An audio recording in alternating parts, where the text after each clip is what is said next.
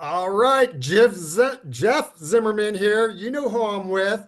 Tim Bradley Jr., Desert Storm.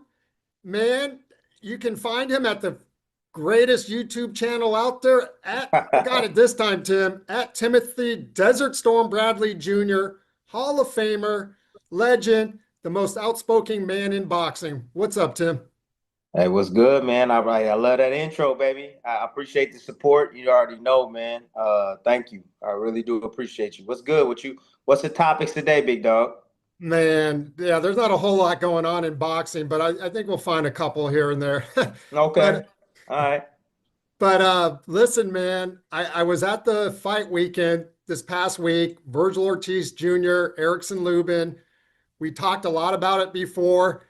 Man, everyone I talked to around the fight was like, it's going to be a good fight. I think everyone was expecting a good fight, but Vergil should win. Boy, did he win in impressive fashion. You broke down the fight. You had a lot to say, stay off the ropes and all that, but tell me what you saw and what you thought. Man, first of all, Lubin got straight up cooked. Like cooked. You know what I'm saying? Like again, Kentucky Fried Chicken style, right? Extra crispy. I mean, look.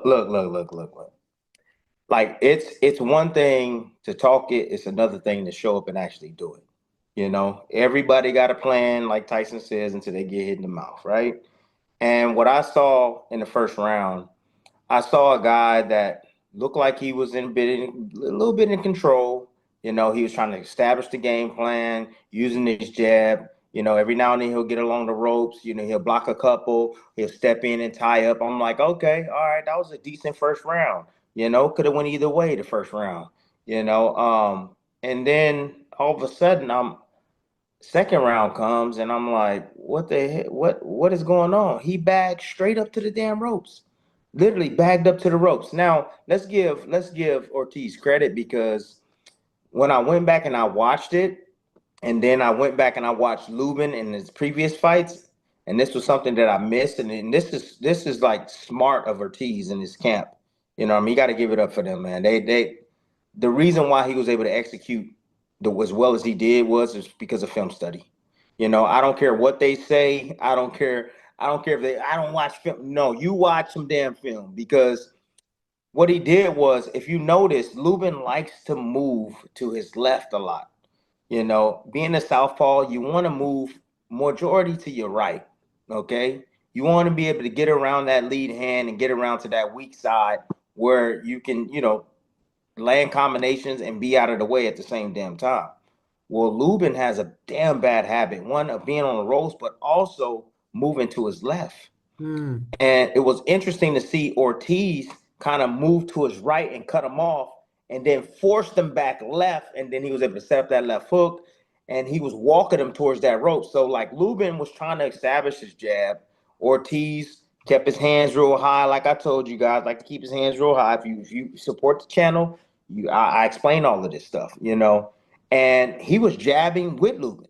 He was jabbing with him. He was catching him down to the body. He was finding the little space in between the southpaw, and he was jabbing up right between the guards. I mean, Lubin at that time was saying to himself, I think, this dude is a lot smarter than I thought he was. He hits a lot damn harder than I thought he did. And you know what? I'm gonna do what I always do. I'm gonna go back to the ropes. I'm gonna see if I can counter him or somehow or punch him between one of his shots, and I'm gonna take my chances there. That was one of the biggest issues that I had with Lubin in this fight was is that he always tends to find times or at least attempt to find times to rest. It's the second round, buddy. It's the second round. You know, Laid along those ropes, and it was all she wrote after that, man. I'm sitting there, I'm watching the fight. I just had grabbed some sushi, and I'm like, he goes to the ropes, and I'm saying to myself, this fight's about to be over, and it's about to be over real quick. He's getting hit with body shots. You see Ortiz. He uses that little pill down. So hands up, the guard. He used the pill down, peeled his guard down, and came with a mean right hook right on the temple, by the eye and the temple. And then you saw Lubin legs. It was over. I mean, as soon as he got hit with that shot, it was like he got hit with a nuclear bomb, and his world turned upside down. And then just the follow up combinations. Thank God referee stepped in. I'm seeing some people say that the fight was stopped too soon. Are you kidding me? Are you kidding me? The dude was a dead man. He was a corpse, literally on the ropes. Not even defending himself at all. You know what I mean? Knocked the hell out. You know, so hell of a fight. I would say hell of a fight. Didn't expect that. I thought it was gonna be about 6, 7 rounds. Later back into the fight, I thought that Lubin would slow down a bit, and then Ortiz would be able to find his mark. But shit, great execution, great game planning by cutting off that right side, forcing him back left, and then catching him with that left hook. Cornering him, getting him on the ropes, and setting him up, pulling that guard down, and coming right over with that right hook, and finding that kill shot, man, to finish and seal the deal. I'm glad you brought up the referee in the stoppage because from my vantage point, in the media section, I'm watching the big screen mostly. It looked like he was out on his feet. He was out. He was out, right? And He was so out. I asked Vergil if he knew that, and he said no, but he heard from the crowd that the fight, it was pretty much done. The ref came in, right? But Yeah. I asked Robert Garcia, and he said absolutely he was out on his feet. And I said, I think the ref did a hell of a job to recognize that and jump in. And he agreed. And Robert, being the guy he is, went and got a stool as fast as he could for him. So I didn't know what the people were saying online that they thought it was too soon, but he was out. Well, I think the people online might have had a little hamburger bet on the upset. In these fights, because it's boxing, right? I had a lady ask me over the weekend. She says, "Why do you love boxing so much?" And I go, "Look, one thing is mano y mano. It's ego versus ego. It's will versus will." I said, "But the best part about boxing is it's not like any other sport." I said, if you're playing football, and it's 27-10, and there's a minute left on the clock, it's over.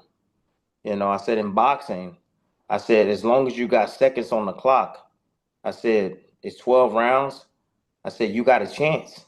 You got a chance. You one punch away from always stopping your opposition. Now, I know some people might say, well, Tim, it's he has no power. Look, it's the punches that you don't see are the ones that hurt you, man. They hurt you the most. And you don't need a whole lot of punching power to hurt another man, you know. So I don't know the exact pressure, but I just tell you, you can knock out somebody, you know what I mean, when you least expect it. Like a lot of people saying that, Devin Haney won't be able to knock out or hurt or even drop Norman Jr. I beg to defer. You know what I mean? Like if Norman Jr. running in there and he get hit with the right hand or left hook or something he don't see, you know what I mean? He can be rocked too. Yeah, Norman can be rocked too. So like, I'm not a firm believer in he ain't got power, so you should be able to walk through him. Remember when what's the kid name? Munguia fought a dude with 4 knockouts and got served. Right. In Four Mexico. knockouts, Yeah. literally in Mexico, and got served, like Yeah. destroyed. Right. So like, look, you got to respect everybody you get in the ring with, man. And so I would advise Norman Jr. coming up, this fight coming up real soon. I would advise him, hey, yeah, feel that power first before you go in there and think that this man ain't got no damn punching power. Devin Haney, hey, he got really good timing. So, anyways, got off on a tangent. My No, bad, big bro. no, no. I I'm was just gonna trying ask. to I'm just trying to relate. Yeah, yeah. I talked to Devin last week, and I mentioned to him that why, Norman, dangerous guy. It feels like it does more for Norman's career, and Devin's been already at the mountaintop, but his attitude is he's got a title. He thinks he's the best at 147. So all the credit in the world to him taking on that challenge. Yeah. Look. I think that at the age of both of these young men, the willingness for them to want to compete and put their O on the line, man. I mean, that speaks volumes to the type of mentalities that both of these fighters have, and I think that's the nature and which we want the sport and we want fighters to behave. You know what I mean? Like throwback fighters. Um, when I look at, I'm going off another tangent, but when I look at like Vergil Ortiz, the performance he put on. Then I look at Boots and the performance he put on. Like right away, you're saying, or you're like, fans are saying to themselves, like, "Hey, why don't those guys fight?" You know what I'm saying? Like, and I want them to fight. I do. I want them to fight. And y'all already know who my pick is. Like a lot of guys are like from the show me state, like show me that you can win, Boots. But me, I'm telling y'all right now, man. And anybody that wanna listen, you can listen. If you don't want to damn listen, then damn it, you're gonna learn the hard way. I'm telling y'all, Boots is going to beat Ortiz, and he's going to beat him. It's gonna be bad. I'm just letting y'all know. Some of y'all see that victory he put on, and Ortiz, and he looked spectacular, and he did it against a quality opponent. However, Boots is a different type of animal, man. This guy can be on his front foot. He can be on his back foot. This guy got punching power, hand speed. He got a ton of skill, counter punching ability. I mean, Boots has all the tools in the world to give a guy like Ortiz, who is talented. Don't get me wrong. Ortiz is talented, man. He goes about his way inside that ring, and you can see how calculated and precise he is when he's inside that ring, man. That right there was a killer this past weekend. He was a killer. You know what I'm saying? And it was he terminated his his object, or he had terminated his freaking ops with like that 2 rounds. I don't think anybody in their mind thought it was gonna go 2 rounds. If you did, Stradamus or somebody, you know what I'm saying? Tell me the damn lotto numbers. But I didn't think it was Right. gonna be 2 rounds. You know what I'm saying? I didn't think it was gonna be that long, or that short period of a time. So Yeah, and nobody did. Robert Garcia, I asked him that. Obviously he thought his guy was going to win, was going to stop him, but 7, 8, 9. Uh, I mean, so let me ask you then. Yeah, Boots. You're picking Boots. They all got in day, the 7 days a week. all day, 7 days a week. All day, 7 days a week. He gonna. I'll tell you, he might even stop Vergil. He might even stop Vergil. I'm telling you. Like this is the thing, man. Like Boots, when I say he can go forward and he can go backwards, once he figures out Vergil, and he realizes that, damn, I can come forward too, it's gonna be a wrap. I mean, I know Vergil can box a little bit. I've seen him, off his back foot and try to be slick and and pop shot from the outside, but that's not his strong suit, man. That's not his strong suit. So not only can Boots box him off the back foot, set traps for him, laterally, but he'll also be able to come forward, and he has enough punching power, enough hand speed, enough IQ to be able to position and get it and get himself in real good position against Vergil, man, and take advantage of some of Vergil's flaws. Vergil, to me, this is what I see. Vergil to me is very predictable. He's right in front of you. You know what I mean? I would say he's a bit hard to hit only because he keeps a tight high guard. He moves his head off to the side, nice little pre-slips off to the side. He's constantly trying to change his head positioning, but that's it. That there's nothing more than that. You know what I mean? And once Boots figures that high guard coming forward, similar to the way Crawford was able to figure out Canelo Alvarez, similar that way, similar to the way you got a guy like Shakur Stevenson was able to figure out Valdez. As soon as they figure that out, it's gonna be a wrap. Promise you, a wrap. So hey, look, and I always say this: iron sharpens iron.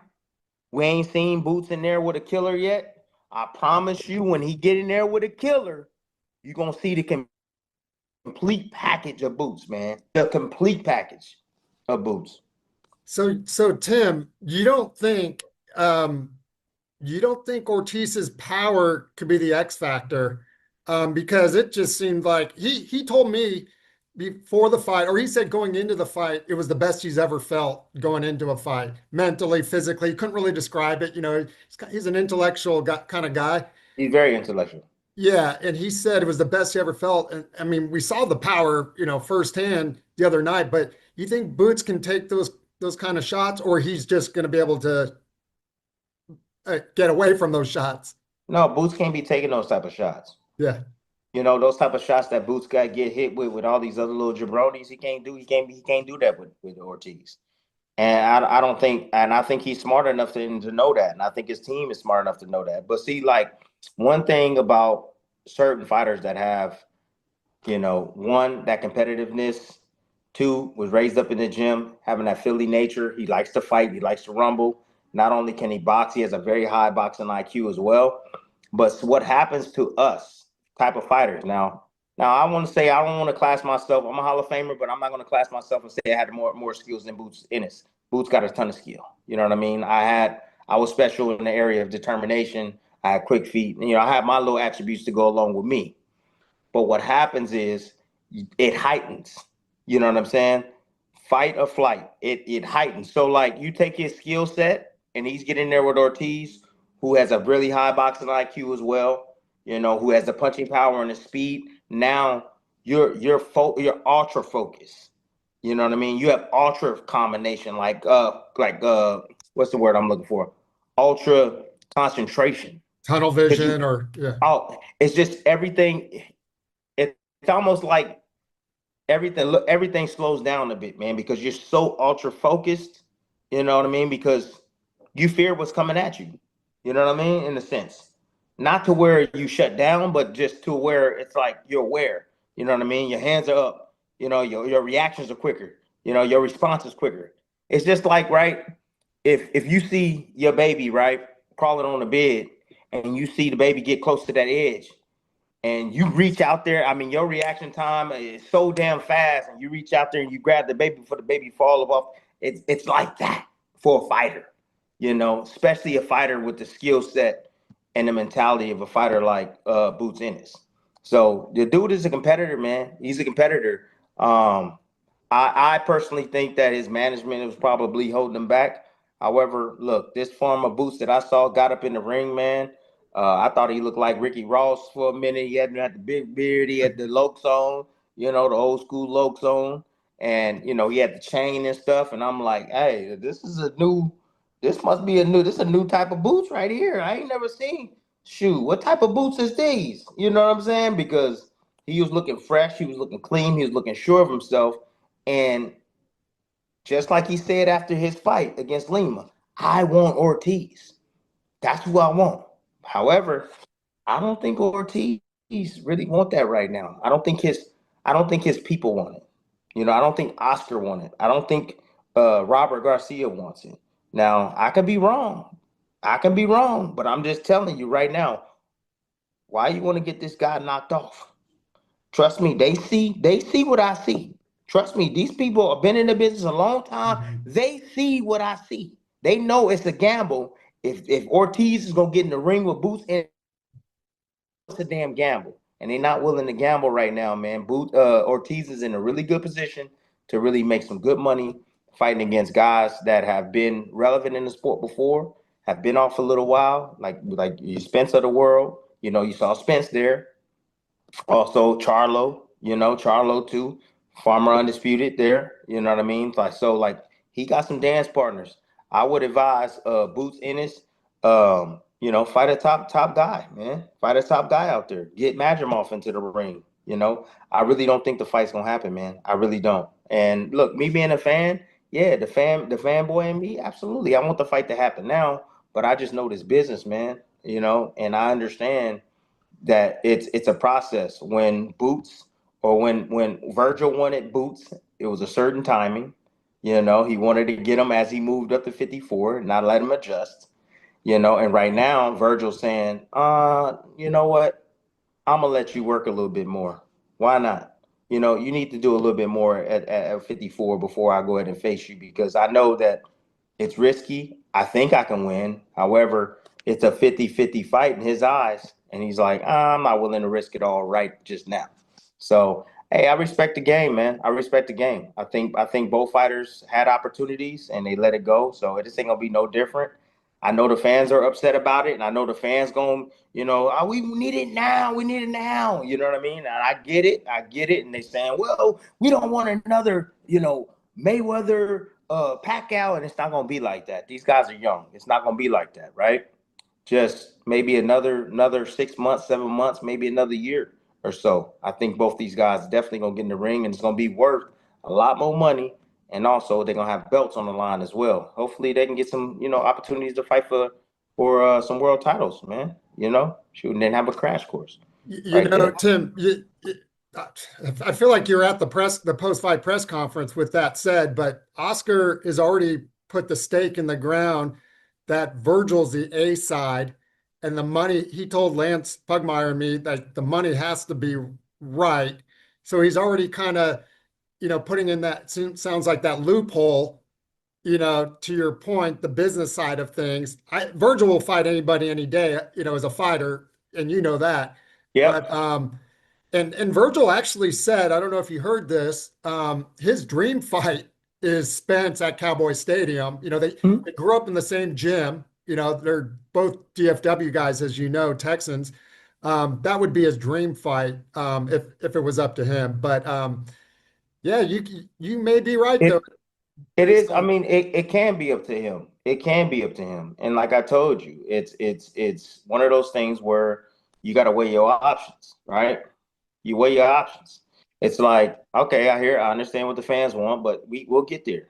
You know, I want the fight. Don't get me wrong. I want to see the fight now. I told you already.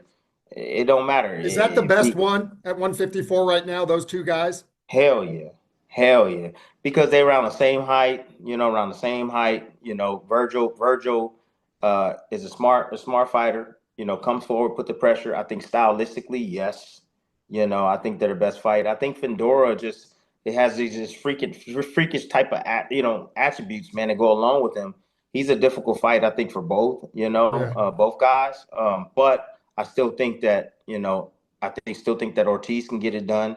I still think that Boost can get it done, man, and beat a guy like Fedora. There's a lot of holes in this game, So being that tall, having that length, but still, it won't be no easy task for either guy, But I still think that they can get it done. And then you got Xander Zayas, that I think it's almost like a dark horse in the division. Not a lot of people's really giving him any respect, But I think that he's very technical and very tactical, and I think he'll give those guys a little run for their money too. So the division is great, man. I think it's a great division. But putting that business hat on, putting that promoter hat on, I see the play, man. I see the play. It ain't play time right now. I don't think for Ortiz. So we'll see what Boost does. If he can't get Ortiz in the ring, we'll see what he does, man. Go get a belt. I think both these guys right now. I think they might be interim champions right now. Both Yeah, of they're them. both interim champions. Yeah, interim champions. So fight the champion. Fight Yeah, the and you champion. mentioned there was a lot of buzz in the building. You mentioned Spence and Charlo, and obviously Boots was there for a reason. What do you think about a possible, Spence coming back? I asked him, he doesn't really give you much, kind of didn't non-committal, but what do you think about Vergil or Boots against Spence or Charlo? Ah, shit, I wouldn't mind them both splitting them, and then they fight. I wouldn't mind that, but again, there's no belt at stake. This would just be bragging rights. Hey, I be the legend, you be the legend. Be bragging rights. For both guys, and but I think it'll be interesting. For the 154-pound division, but I think everybody already knows what's going to happen in those fights. Those are money grabs, good money grabs, great name on your resume. Spence been out of the ring too long, man. He's been out of the ring too long. Now, Charlo, I think he's had a couple of comeback fights, but, still inactive. But, it's not – I don't think it's the fight that everybody want to see, because everybody already know what's going to happen. I'll tell you what's going to happen. If Vergil fights against Spence, he going to stop. He going to stop Spence. There ain't no shade on Spence. I just don't think that Spence is what he used to be, and it's – and what I'm saying is just – stems from everything that I've did from the past, his past, and what he went through with Crawford. But yeah, and then I think that Boots beats Charlo. Hmm. I think he beats Charlo pretty easily, in my opinion. He outboxes him, might even stop him. So, but yeah, I mean, look, I got, I know one thing. I know one thing. Even if they were to swap, I know that Spence, when you're fighting against a guy like Spence, you gotta have a guy that's resolute. That's who Ortiz is, resolute, strong mentally. You know what I'm saying? That can hold his position, that is strong physically, and that can let his hands go as well. That's gonna give, I think, Spence issues. That's definitely gonna give him issues. Then you got on the flip side, I think that Charlo, he struggles with, that aggressive, not too aggressive, but smart pressure. He struggles with smart pressure. Canelo put that smart pressure on him. You saw what he did. You know, and I think, like I told you, Boots can come forward. Boots knows how to attack. He knows how to come forward. He knows how to be aggressive. He lets those combinations fly. And I think he'll be too much, too young, too fast, too strong for a guy like Charlo right now in this career, in his, I would say, a twilight of his career. But Spence is gonna be looking for big money. Yeah. That's what he's gonna be looking for, and Charlo gonna be looking for big money too. That's the only way these guys are gonna come back. It got to be big. They can't be no 2-3 million. They got to be 10. They got to be big money, and I think that's what's gonna entice those guys to come back. So we'll see, man. We'll see. Yeah, I don't know if you saw this, but I saw earlier today that potential fight between Plant and Jamal Charlo and Berlanga versus Resendez, who's kind of the upset special guy, like don't sleep on that kid. But the winner of Plant Jamal would fight Berlanga if he wins, essentially. But what do you think of Plant Jamal fight, which has been kind of brewing for, it seems like, forever?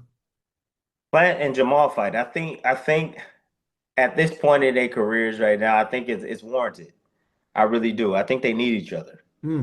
Plant was looking good. He was looking like a top 168 pounder now for some time, and then he had that setback with the man you just mentioned, Resendez, yeah. Resendez, and then on the flip side of that, again, the Charlos, man, I hear their names, but they just haven't been in the ring enough for me. I kind of forget about them. Then you have him, aggressive style, can box a little bit, good punching power, of course. Shit. Right off the top, you got the boxer. Hmm. I got a favorite off the top, off the rip. I got a favorite the boxer puncher. Usually the boxer, I mean, usually boxing tells us that the pure boxer would win the fight. And I think that Plant could win the fight, but I just think when he get clipped, that's it's the same thing with a guy like Devin. Until he get clipped, they can win. He can win the fight until he get touched, and then how he gonna react? So I would say that Plant can be winning the fight, boxing, looking sweet, beautiful, and then bink, get clipped, and it be all she wrote. I don't think that Plant has the punch resistance anymore on that chin. That's just my opinion. He can prove me wrong. But when you got a guy like Resendez, catching you with shots, and your legs are not looking stable, that tells me something ain't right. So and Charlo, that's the last thing to leave. That punching power is something serious. So, and he has it violently in that right hand. Yeah, and I guess they were set up last time until Resendez, to your point, beat Plant and kind of killed that fight right there. But it looks Yeah, like they're revisiting if what I saw is true. But be fun. I'll get you out of here in a minute. No, Tell no you finish problem, it. man. Um, Going back to Haney real quick, it feels like it's a different Haney than I remember. His dad hasn't been around as much. Thank God. The maturity, like the maturity with him, it seems like he's really grown. And one of my questions to him, like everybody else, is, Brian Norman got the big left hook. That was kind of the downfall against Ryan.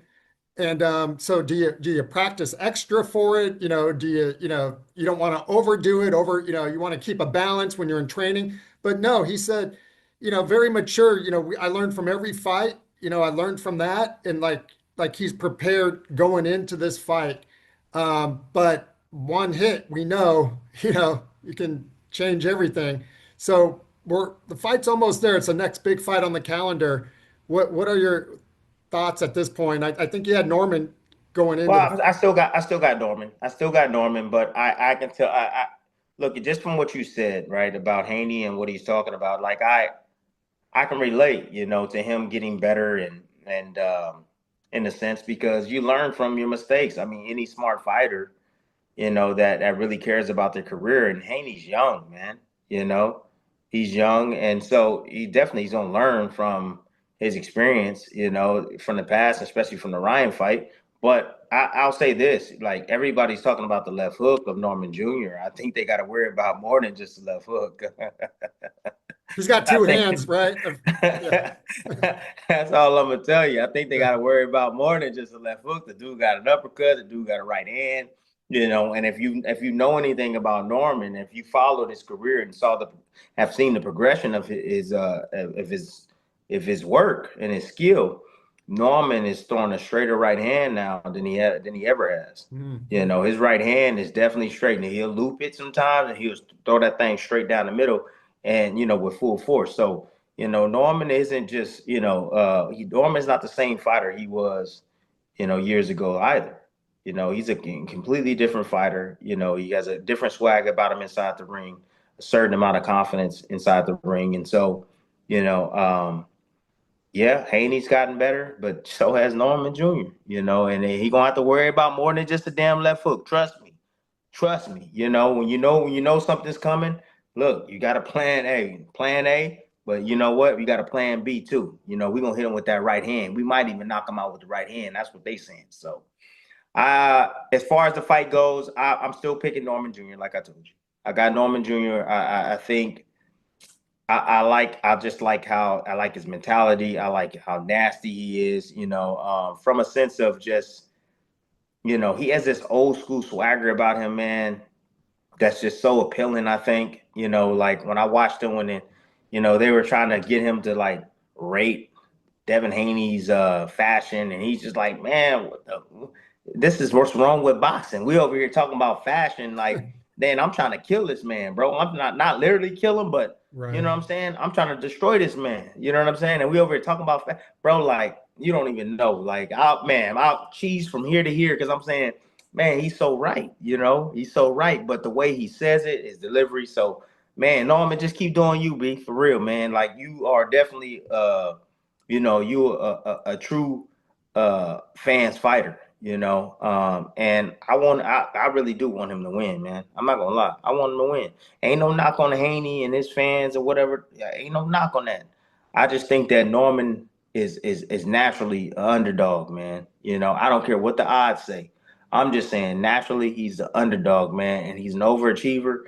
And I think that I think he gonna come through, man. I think he gonna come through, man. I could be wrong. Yeah. Haney can go in there and maybe box his ears off, but I'm telling you, Norman ain't coming to play. He not coming to play.